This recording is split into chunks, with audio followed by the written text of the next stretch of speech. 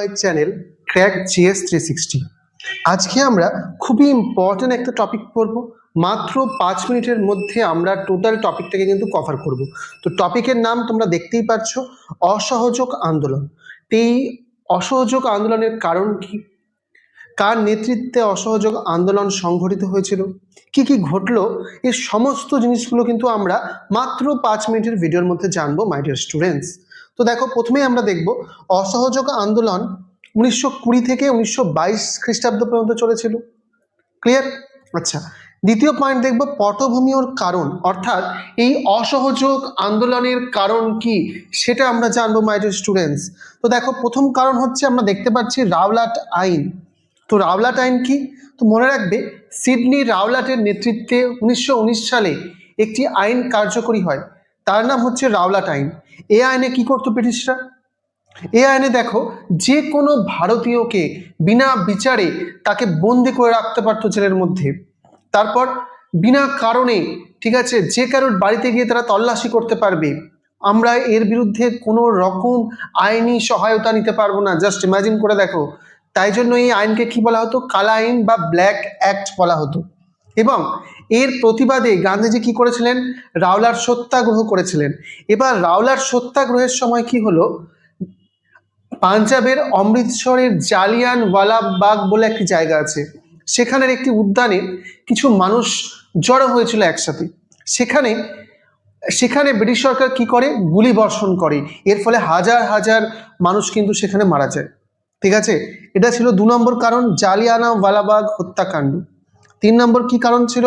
খিলাফত আন্দোলন। তোমরা দেখতে পাচ্ছ স্ক্রিনে। খিলাফত আন্দোলন কি? খিলাফত আন্দোলন কিন্তু ভারতের সাথে যুক্ত নয়, এটা কিন্তু তুর্কির সাথে যুক্ত। তো মনে রাখবে, তুর্কিতে যে খলিফা ছিল, প্রথম বিশ্বযুদ্ধের পর কি হলো, সেই খলিফার যে সাম্রাজ্য সেটাকে কিন্তু ভেঙে দেওয়া হলো এবং তার যে পাওয়ার সেটাকে অনেকটা কমিয়ে দেওয়া হলো। এর ফলে মুসলিম সমাজ কিন্তু রেগেছিল ব্রিটিশদের ওপর। তাই জন্য তারা কি করলো? ভারতে খিলাফত আন্দোলন করলো। তো সেই সমস্যাও যাতে সমাধান হয়, সেটাও কিন্তু এই আন্দোলনের একটি কারণ। কেন? গান্ধীজি কি করেছিলেন? খিলাফত আন্দোলন এবং অসহযোগ আন্দোলনকে একসাথে মার্জ করেছিলেন। ক্লিয়ার? আচ্ছা, তারপর কি দেখো, ব্রিটিশদের দমন নীতি। তো খুবই সহজ ব্যাপার। তারপর ব্রিটিশ শাসনের বিরুদ্ধে অসন্তোষ, গান্ধীজির নেতৃত্ব। তো আমরা জানি অসহযোগ আন্দোলনের নেতৃত্ব কে দিয়েছিলেন?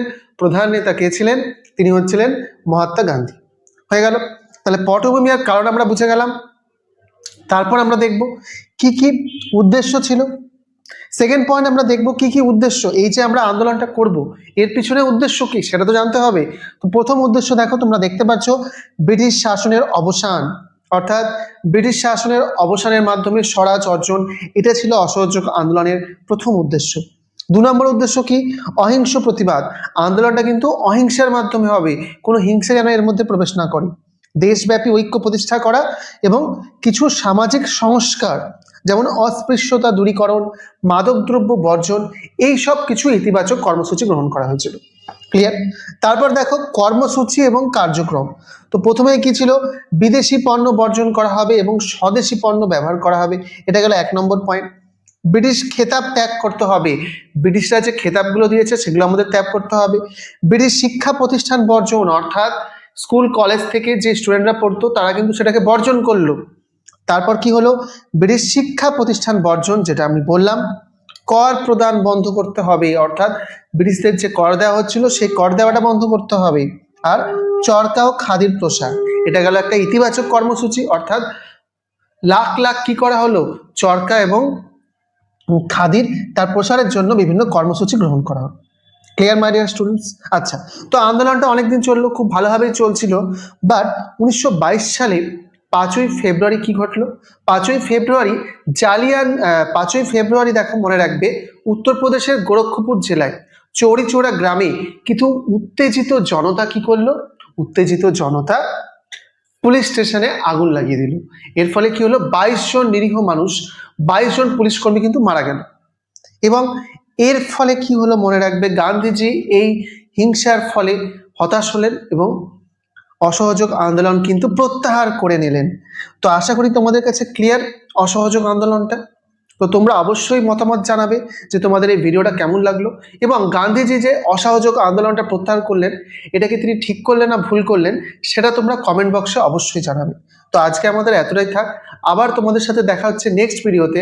তোমরা যদি এরকম ভিডিও আরও দেখতে চাও অবশ্যই চ্যানেলটিকে সাবস্ক্রাইব করে নেবে।